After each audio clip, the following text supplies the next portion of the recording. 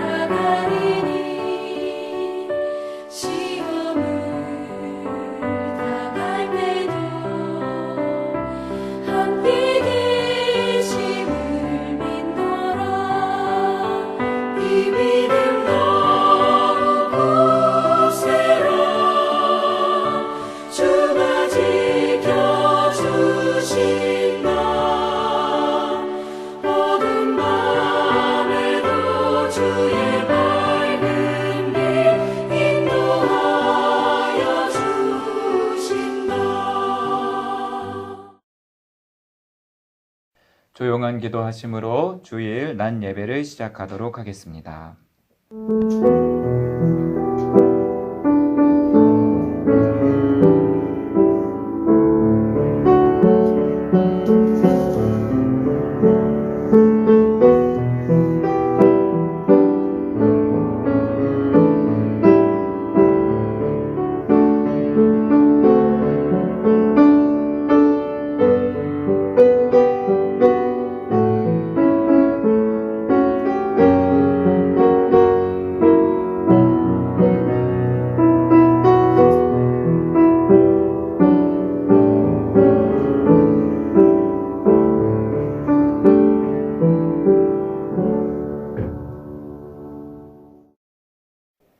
사순절 제4주 주일입니다. 시편 23편 1절에서 3절의 말씀을 힘입어 하나님을 예배하는 자리로 나아갑시다.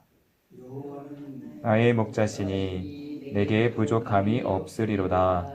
그가 나를 푸른 풀밭에 누이시며 쉴 만한 물가로 인도하시는도다. 내 영혼을 소생시키시고 자기 이름을 위하여 의의 길로 인도하시는도다. 아멘. 주님의 이름을 높입니다. 주님의 치료의 능력을 의지합니다. 평화를 사랑하시는 주님을 의지합니다. 우리를 긍휼히 여기시는 주님의 사랑을 의지합니다.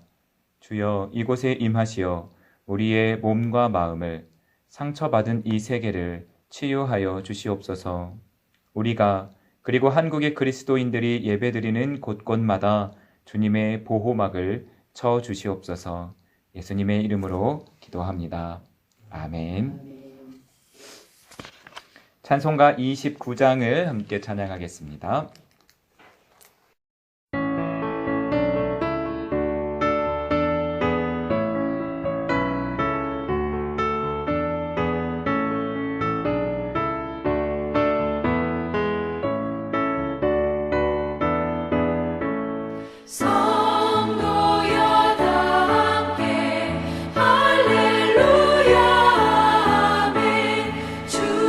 찬양하여라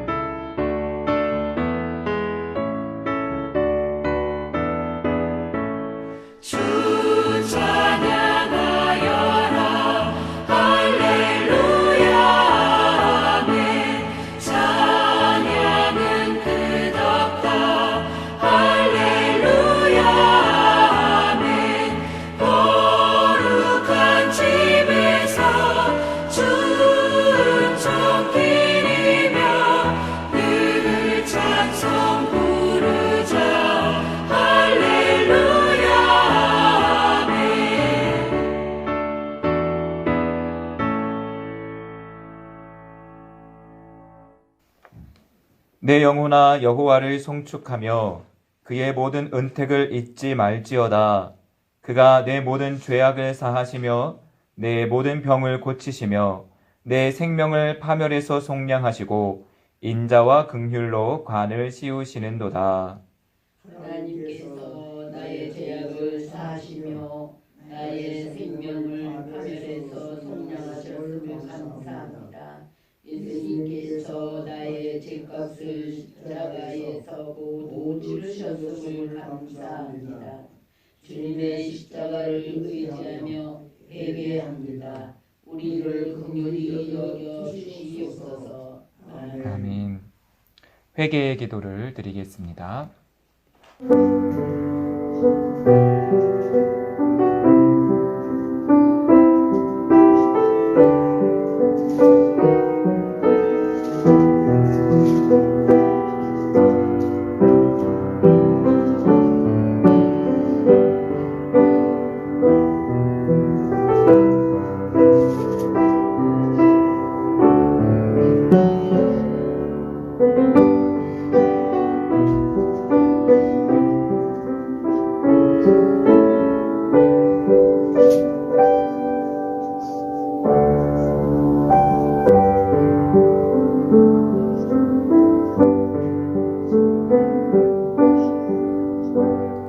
우리가 고백한 모든 허물과 죄를 예수 그리스도께서 십자가 보혈의 공로로 다 용서하여 주십니다.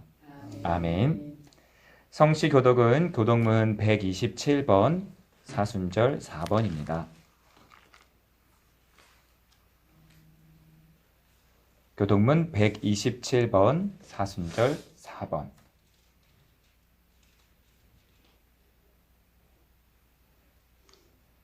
교독하시겠습니다. 여호와를 자기 하나님으로 삼은 나라 곧 하나님의 기업으로 선택된 백성은 복이 있도다. 여호와께서 하늘에서 보고보사 모든 짐승을 살피시며 곧 그가 거하시는 곳에서 세상의 모든 거민들을 굽어 살피시는도다. 그는 그들 모두의 마음을 지으시며 그들이 하는 일을 굽어 살피시리로다. 많은 군대로 구원 얻은 왕이 없으며 용사가 힘이 세어도 스스로 구원하지 못하는도다. 우리 영혼이 여호와를 바라며 그는 우리와 돈과 방패시로다. 우리 마음이 그를 즐거워하며 우리가 그의 성호를 의지하였기 때문이로다. 여호와여 우리가 주께 바라는 대로 주의 인자하심을 우리에게 베푸소서. 아멘. 찬송가 2장을 함께 찬양합니다.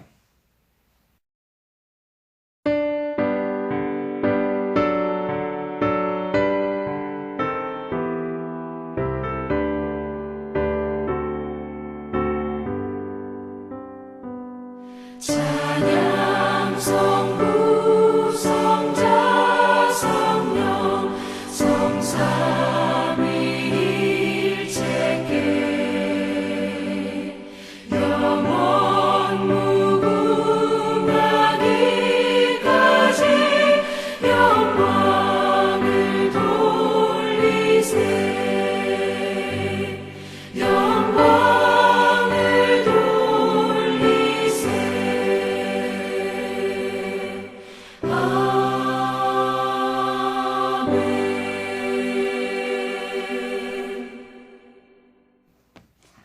기도 시간입니다. 이 시간 합심해서 기도하시겠는데요. 4가지 기도 제목을 가지고 함께 기도했으면 좋겠습니다. 코로나19로 고통당하는 모든 이들의 회복과 안정과 평화를 위하여, 개학을 앞두고 있는 교사와 학생들의 안전을 위하여 안정을 되찾고 교회에서 예배할 수 있는 날이 빨리 올 수 있도록 방송 예배를 통하여서도 동일한 은혜와 감동과 깨달음이 있을 수 있도록 이 시간 함께 기도하시도록 하겠습니다. 약 3분 동안 기도하도록 하겠습니다.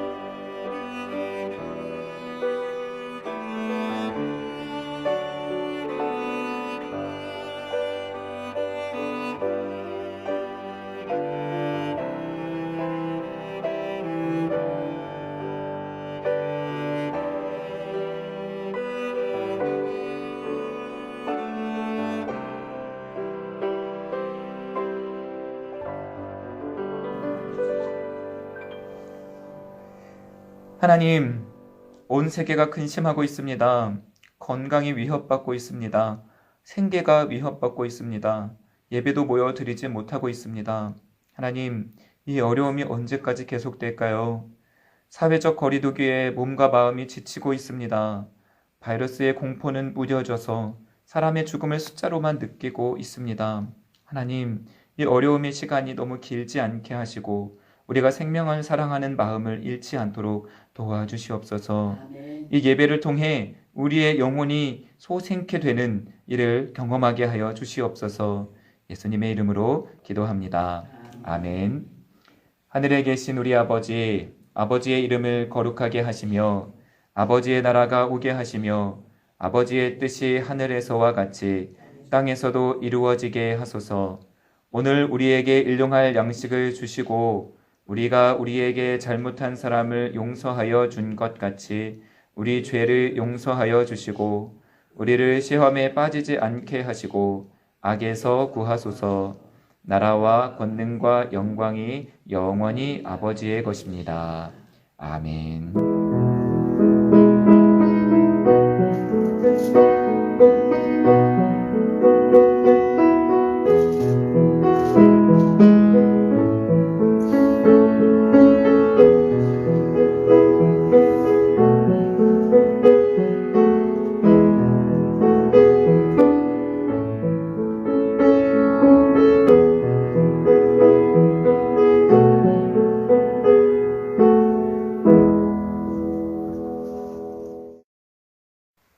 찬송가 269장을 함께 찬양하겠습니다.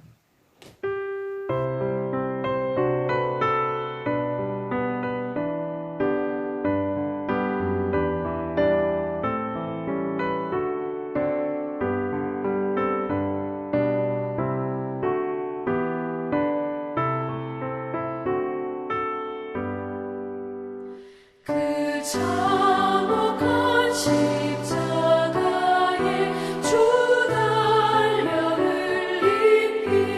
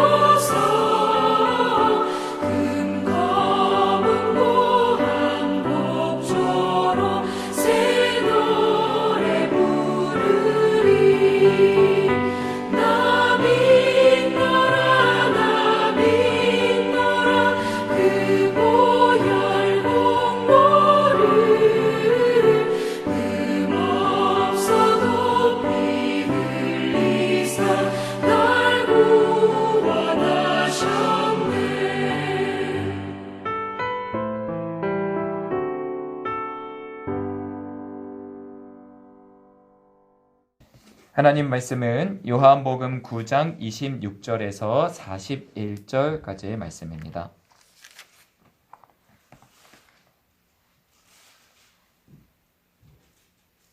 신약성경 162쪽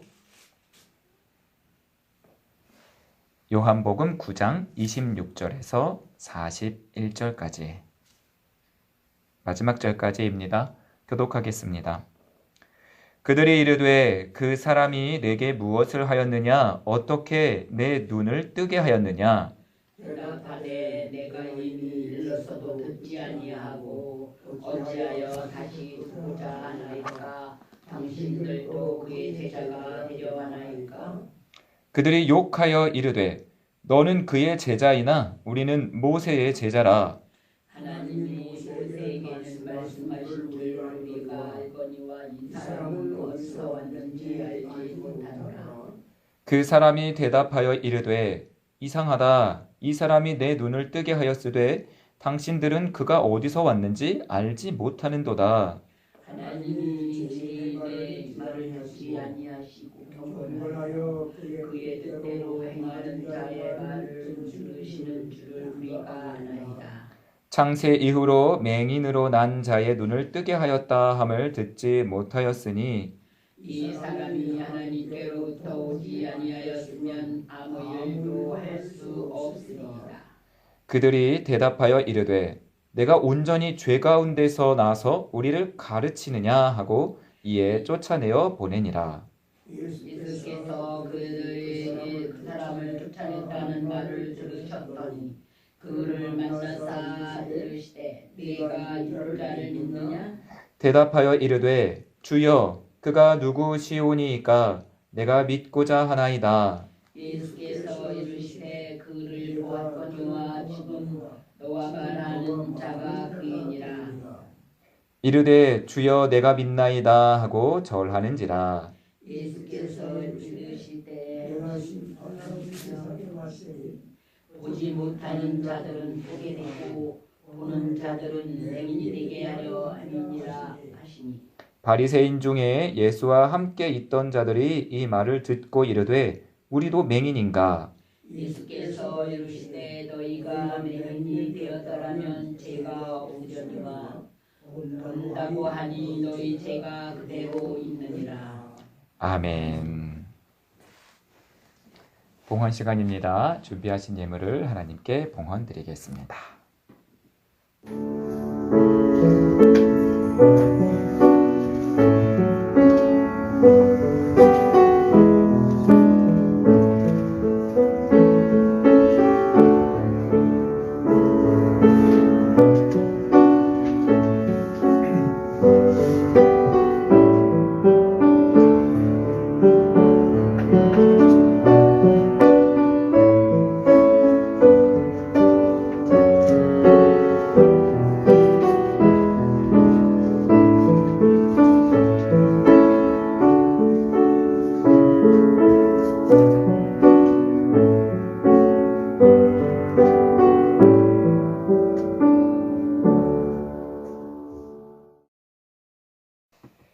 광고 시간입니다.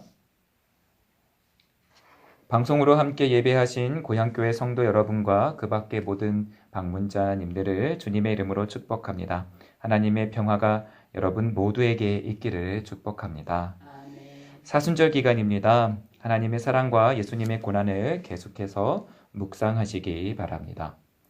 오늘 사순절 통독 범위는 마태복음 23장부터 끝장 28장까지입니다.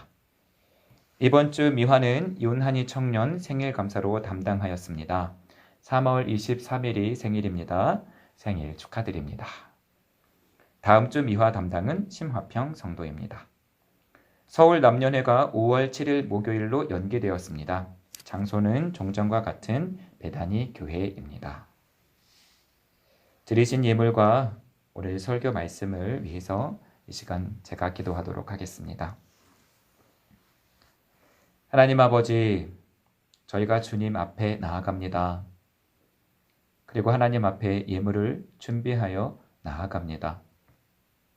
주님께 예물 드리는 저희들의 마음이 진실되게 하여 주시고 하나님께 온전히 우리의 마음과 함께 드릴 수 있게 하여 주시옵소서. 하나님, 우리의 예물을 받으시고 준비하신 그 모든 은혜와 복을 우리에게 부어 주시옵소서. 그래서 우리가 날마다 형통의 복을 누리며 하나님께서 주신 그 가장 선한 은혜를 누리며 감사하는 삶을 살게 하여 주시옵소서.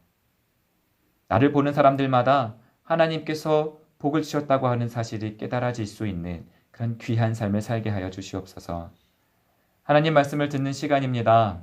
우리가 듣고 모두 깨닫게 하여 주시옵소서. 전하는 저나 듣는 모두가 하나님께 더 가까이 나아가게 되는 귀한 시간 되게 하여 주시옵소서. 예수님의 이름으로 기도합니다. 아멘.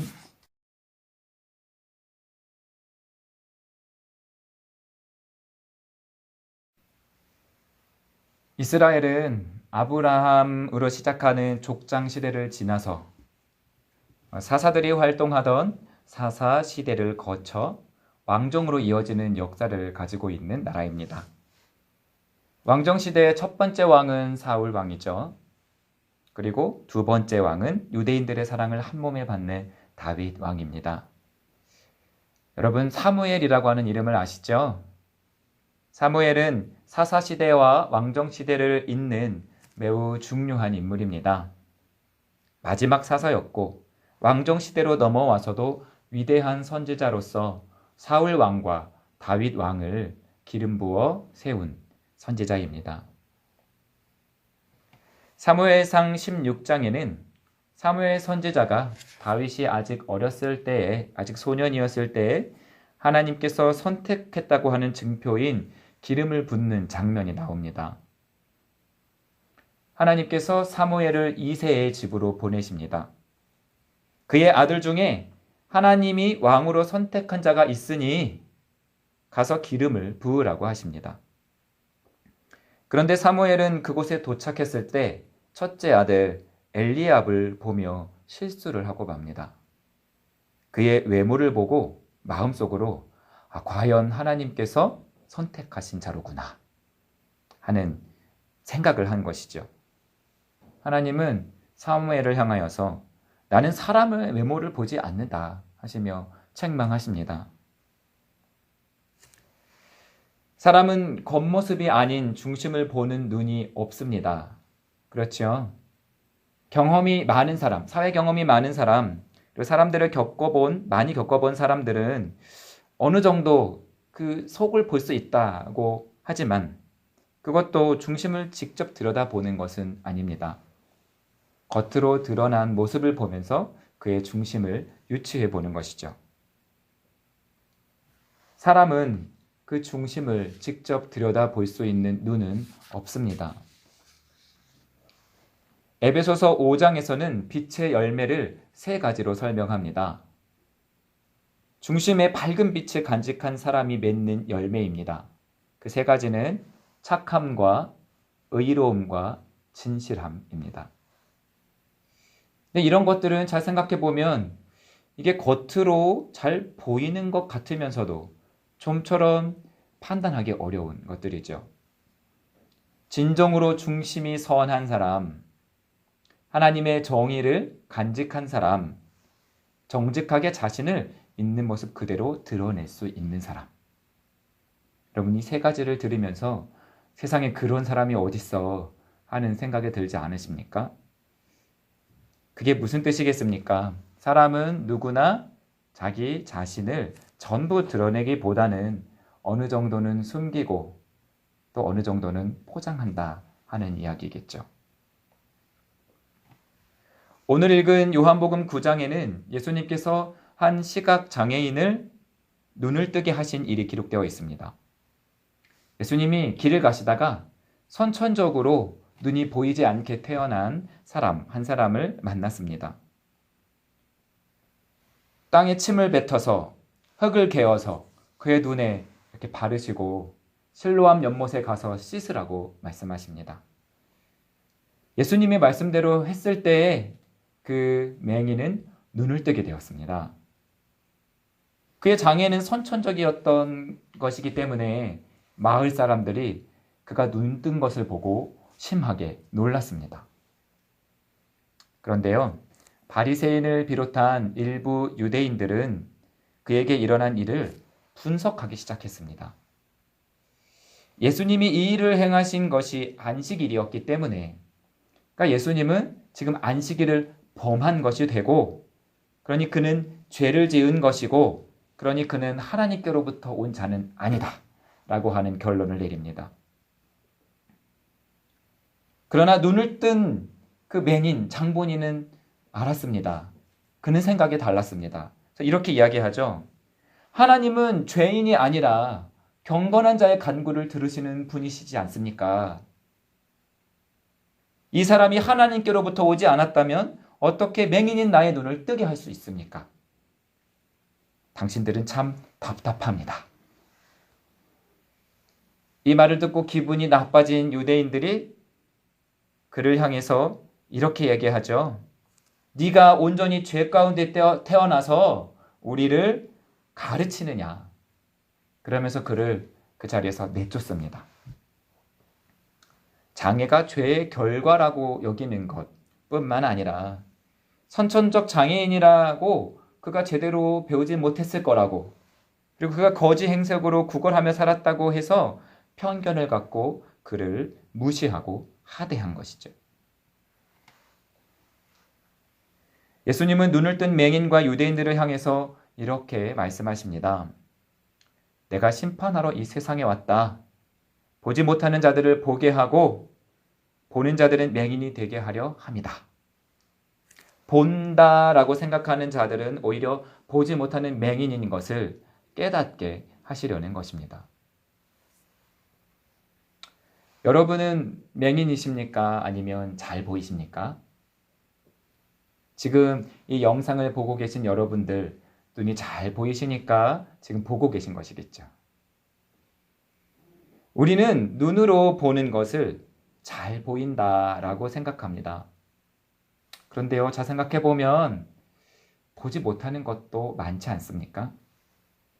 뉴스를 들으면 이 세상이 잘 보이십니까? 사람들의 말을 들으면 그 사람의 속 의중까지 잘 아시겠습니까?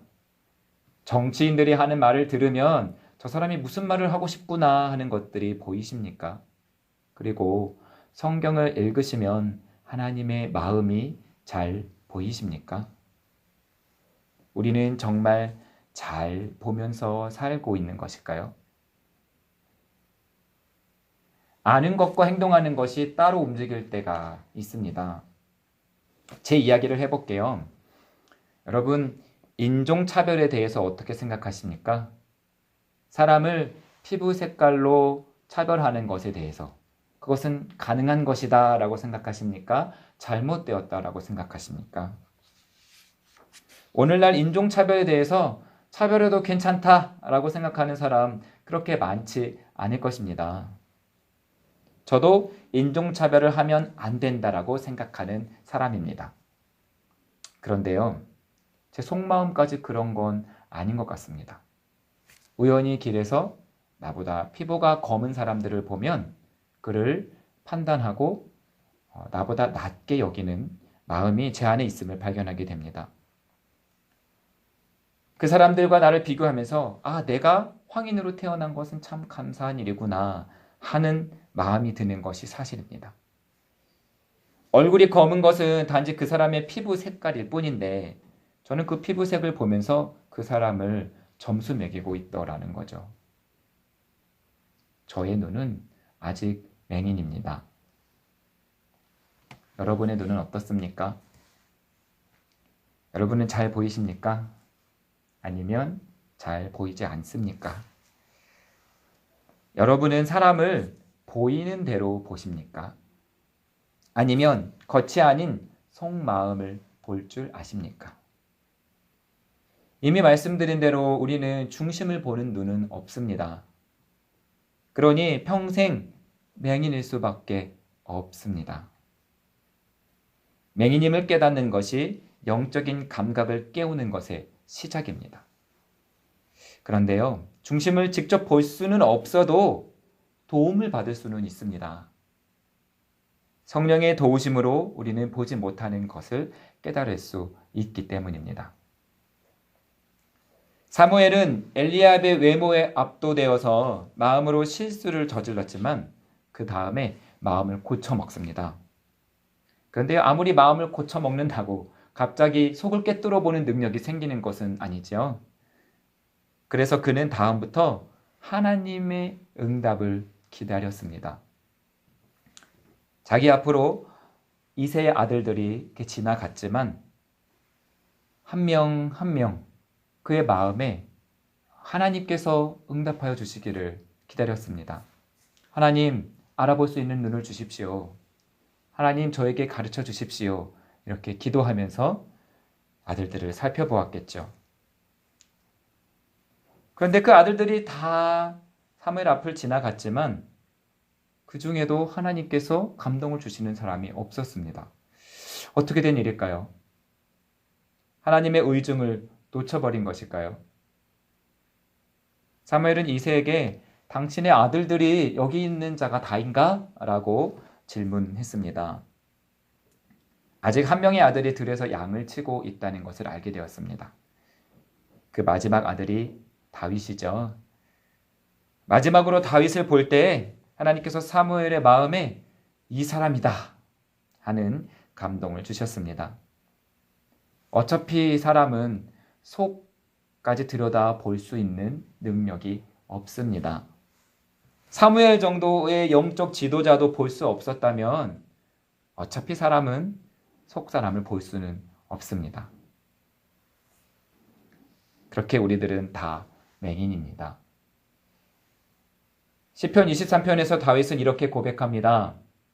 여호와는 내 영혼을 소생시키시고 자기 이름을 위하여 의의 길로 인도하시는도다. 하나님은 우리의 영혼을 소생시키십니다. 하나님은 우리 안에 있는 우리의 영이 일하도록 만들어주십니다. 우리가 육체 안에 있으면 육체의 눈으로밖에 볼 수 없지만 영 안에 있으면 성령의 도우심으로 영의 눈을 뜰 수가 있습니다. 눈으로 보는 것처럼은 아니더라도 영적으로 느낄 수 있게 되는 것입니다. 영 하니까 너무 막연하고 나와는 상관없는 먼 이야기처럼 느껴지시는 분도 있을지 모르겠습니다. 그리고 사실 저도 영에 대해서 영적인 것은 이런 것이다 라고 뭔가 손에 잡히는 것처럼 설명할 수는 없습니다. 다만 이런 것이 영적인 것이 아닌가 하고 느낀 적은 많이 있습니다. 예를 들면 이런 것이죠. 고민거리가 있어서 누군가를 찾아가 고민을 털어놓았습니다. 저에게는 너무 나를 힘들게 하는 어려운 문제였기 때문에 큰 문제였기 때문에 그에게 고민을 털어놓았는데 상대방의 반응이 야, 그게 무슨 힘든 고민이라고 너 아직 애냐? 라고 반응한다면 저는 마음의 상처를 받겠죠.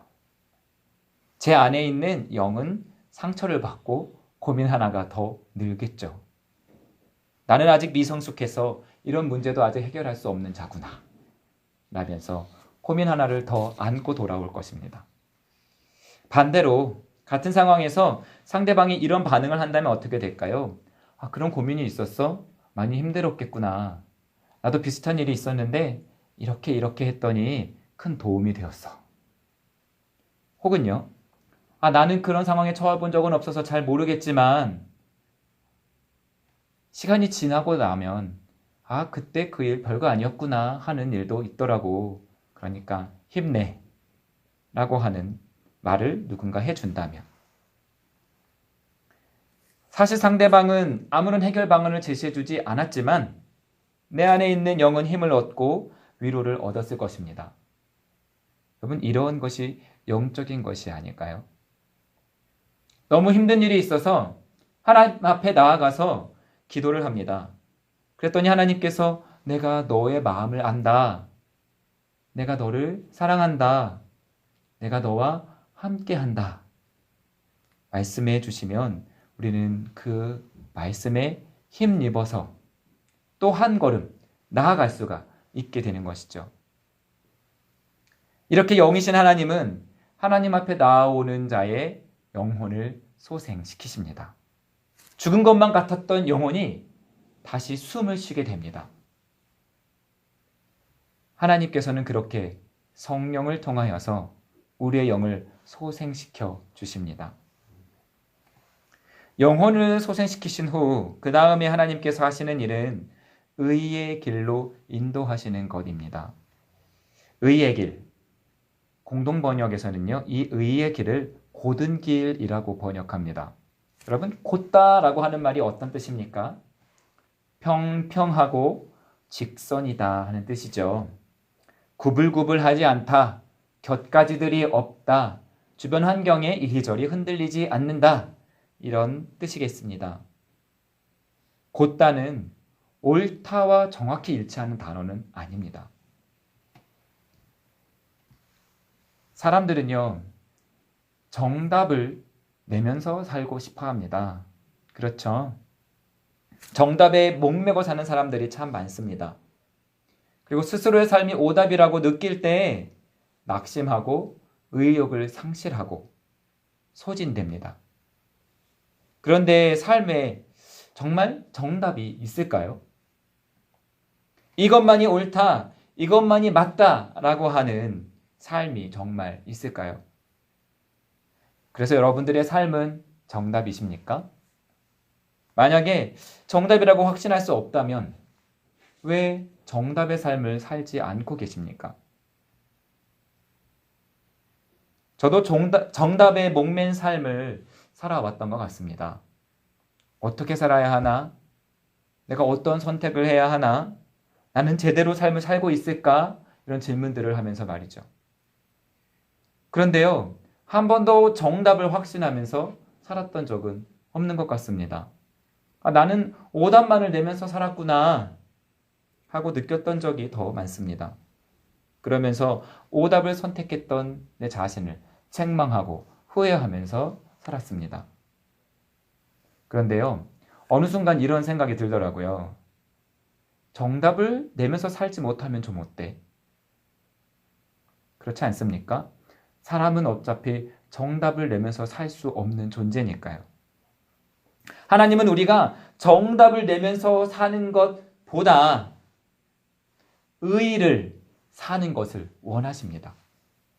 하나님께서 우리에게 원하시는 삶은 의로운 삶입니다. 의는 그릇됨의 반대말은 아닙니다. 그러니까 의는 옳다라고 하는 단어보다는 따뜻하다, 평화롭다, 사랑이 많다, 즐겁다, 조화롭다, 이런 단어들과 더 어울리는 말입니다.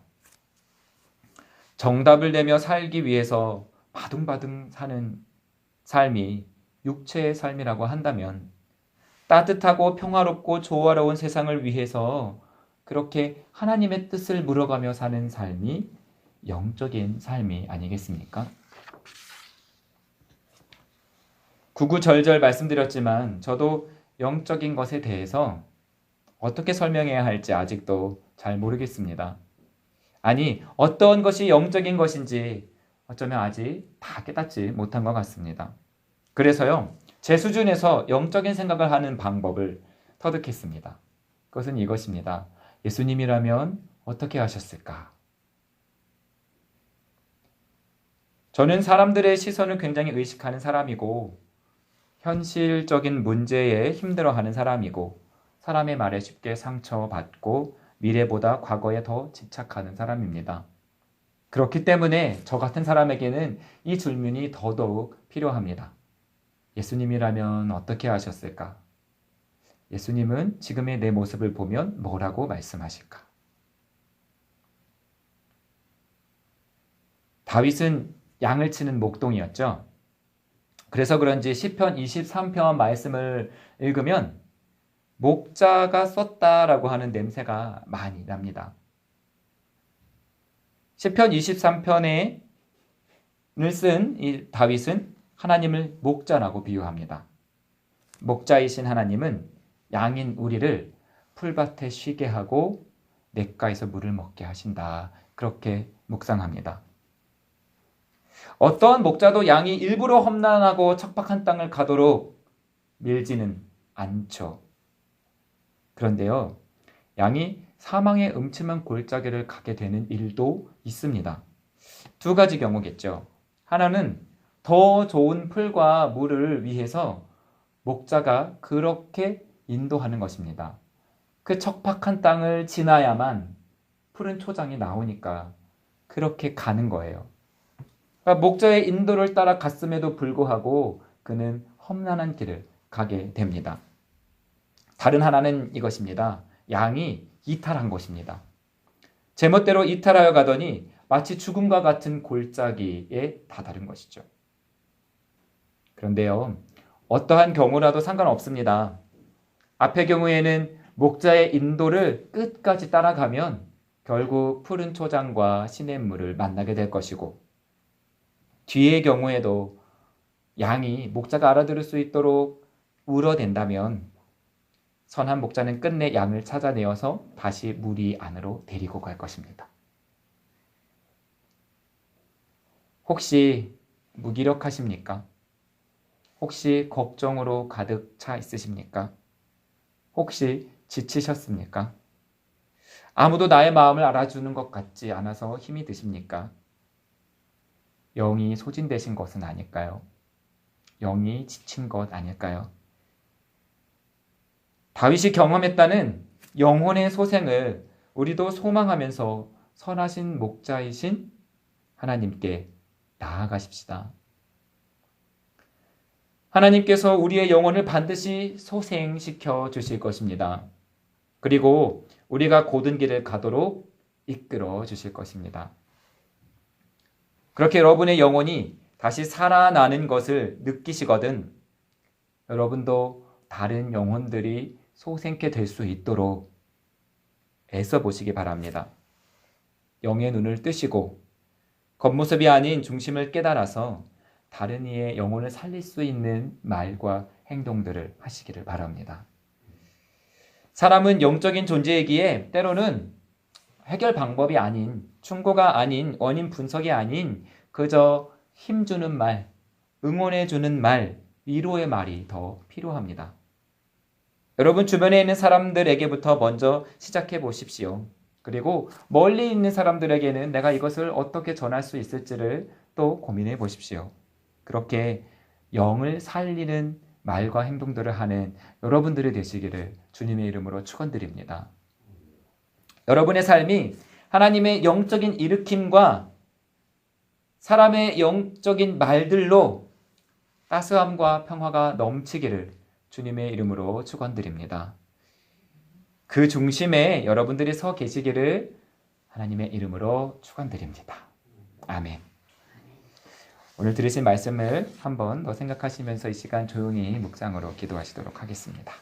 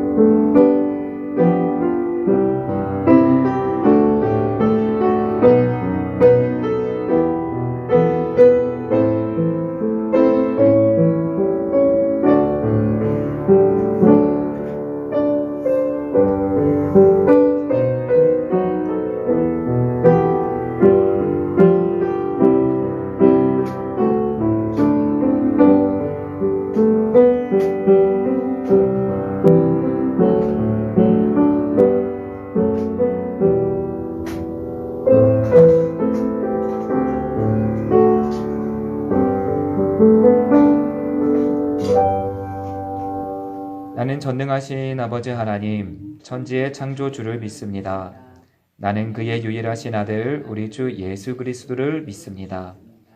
그는 성령으로 잉태되어 동정녀 마리아에게서 나시고 본디오 빌라도에게 고난을 받아 십자가에 못 박혀 죽으시고 장사된 지 사흘 만에 죽은 자 가운데서 다시 살아나셨으며 하늘에 오르시어 전능하신 아버지 하나님 우편에 앉아 계시다가 거기로부터 살아있는 자와 죽은 자를 심판하러 오십니다.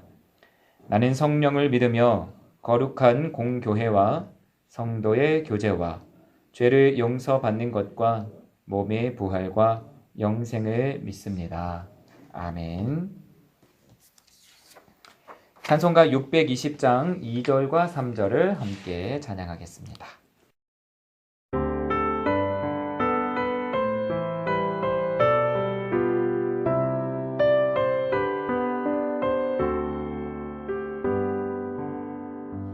주님이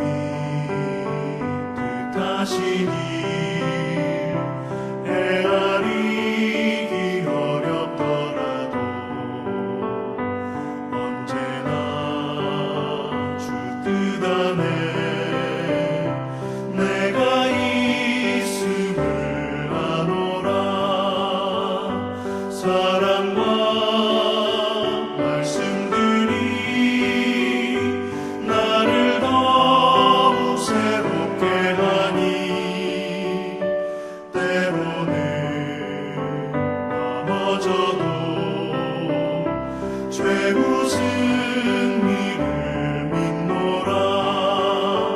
이 믿음 너무 굳세라. 주가 지켜주신다. 어두운 밤에도 주의 밝은 빛 인도하여 주신다.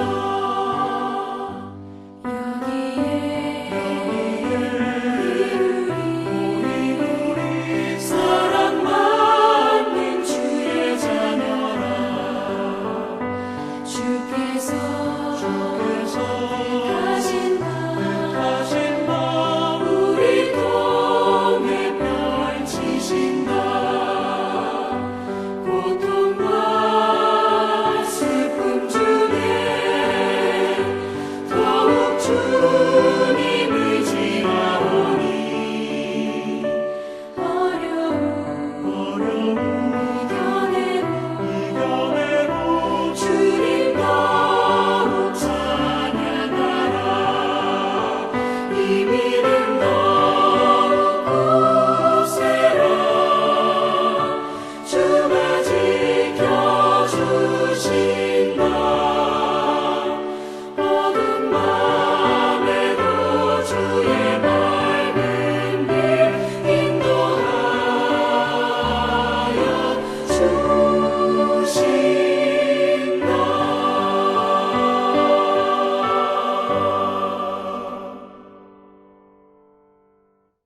이제는 영과 육신이 지친 영혼들을 소생시키시는 하나님의 사랑과 피 흘리기까지 사랑을 베푸신 예수 그리스도의 은혜와 영적인 삶을 살도록 도우시는 성령의 인도하심이 주님께서 주시는 힘과 은혜와 지혜로 곧은 길 가기를 원하는 이곳의 모든 이들에게 지금부터 영원토록 함께하여 주시옵기를 간절히 축원하옵나이다. 아멘.